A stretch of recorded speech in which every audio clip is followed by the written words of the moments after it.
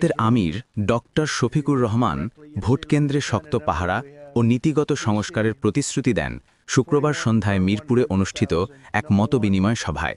জামায়াতের ইসলামের আমির doctor Shafiqur Rahman vote সংক্রান্ত হুঁশিয়ারি ও ক্ষমতায় আসলে শিক্ষা ব্যবস্থা সংস্কারের অঙ্গীকার প্রকাশ করেন। তিনি বলেন, ভোট ডাকাতি হলে সেটিকে প্রতিহত করতে হবে এবং চাঁদাবাজদের বিরুদ্ধে কঠোর পদক্ষেপ নেওয়া হবে। ডক্টর শফিকুর রহমান সভায় সভাস্থদের উদ্দেশ্যে বলেন, ভোটকেন্দ্রগুলোতে শক্তভাবে পাহারা দিতে হবে, যারা ভোট ডাকাতির চেষ্টা করবেন তাদের প্রতিহত করা হবে, এটাই আমাদের নির্দেশ। তিনি যোগ করেন, ভোট সাধারণের নিরাপত্তা ও স্বচ্ছতা নিশ্চিত না হলে দেশের গণতন্ত্র দুর্বল হয়ে পড়বে। জামায়াত আমির বলেন, ক্ষমতায় এলে প্রথম কাজ হবে শিক্ষা ব্যবস্থা সংস্কার করা। তার ভাষ্য, মানুষের মধ্যে নৈতিক শিক্ষা প্রতিষ্ঠিত হলে সামাজিক দুর্ভোগ ও লুটপাট কমে যাবে এবং সাম্যতা নিশ্চিত করা সহজ হবে। তিনি নৈতিক শিক্ষাকে জাতি পুনর্গঠনের অন্যতম হাতিয়ার হিসেবে উপস্থাপন করেন। তিনি অর্থনীতির ক্ষেত্রেও শৃঙ্খলা ফেরানোর প্রতিশ্রুতি দেন।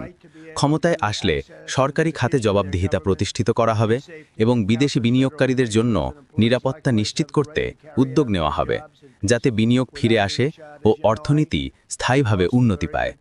সভায় ডক্টর শফিকুর আরও বলেন, চাঁদাবাজদের বিরুদ্ধে কঠোর ব্যবস্থা গ্রহণ করা হবে। তিনি দাবি করেন, জামায়াত ইসলামী দেশ থেকে নষ্ট রাজনীতির চক্র ঘুরিয়ে দিয়ে নতুন রাজনৈতিক সংস্কৃতি গড়ে তুলবে, যেখানে দুর্নীতি ও চাঁদাবাজি আর ক্ষমতা পাবে না।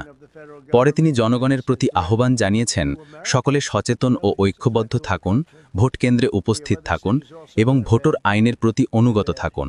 তার বক্তব্যে ছিল, গণতন্ত্র রক্ষায় সক্রিয় নাগরিক অংশগ্রহণ অপরিহার্য। এই বক্তব্যগুলো দেশের নির্বাচনী পরিবেশকে কেন্দ্র করে রাজনৈতিক উত্তেজনা ও নিরাপত্তার প্রশ্নকে সামনে নিয়ে আসে। ভোট কেন্দ্রের নিরাপত্তা নিশ্চিত করা ও ভোট ডাকাতি রোধ করা, এগুলি বাস্তবায়ন করতে হলে কেবল রাজনৈতিক ইচ্ছাই নয়, প্রশাসনিক প্রস্তুতি ও আইন শৃঙ্খলারও প্রয়োজন। শিক্ষা ব্যবস্থা সংস্কার এবং নৈতিক শিক্ষা বিষয়ক প্রতিশ্রুতি ভালো শোনালেও এগুলি বাস্তবায়নে দীর্ঘসূত্র ও বাস্তব পদক্ষেপ দরকার হবে। শেষে ডক্টর শফিকুর রহমান আশ্বাস দিয়েছেন, জামায়াত ইসলামী ক্ষমতায় এলে তারা তত্ত্বাবধায়ক পদক্ষেপ নিয়ে দেশের রাজনৈতিক ও সামাজিক অবক্ষয়ের চক্র ভাঙবে ও উন্নয়নের পথ সুগম করবে।